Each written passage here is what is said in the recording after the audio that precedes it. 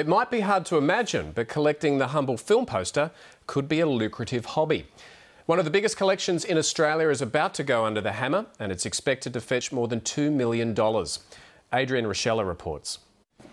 There's another Hitchcock.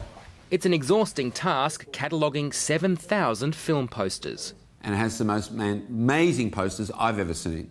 And I think probably the best collection in Australia that's ever turned up I'm aware of.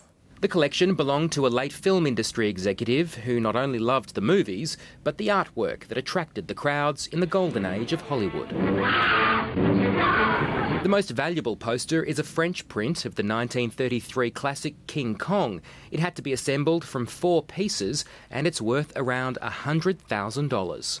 I think that could be the only copy that actually exists in the world of it as well, so I had to be very careful when I was actually putting it back together again. There are rare posters from Citizen Kane, the sci-fi classic Forbidden Planet, and this, the 1943 German Nazi propaganda film Titanic. Many of the posters were collected from Europe, where there were smaller print runs, and they were often different to mainstream Hollywood posters. Well, he liked the idea of artwork, and some of the European posters, which are not common to, I suppose, England, Australia or America, he liked to get something that was different.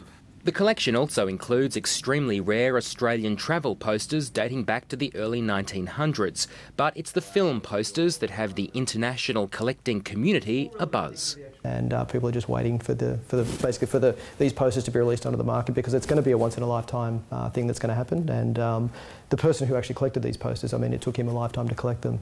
And those people desperate to get their hands on these posters better have deep pockets. It's a silent auction, and the collection is being sold as one lot, valued at more than $2 million.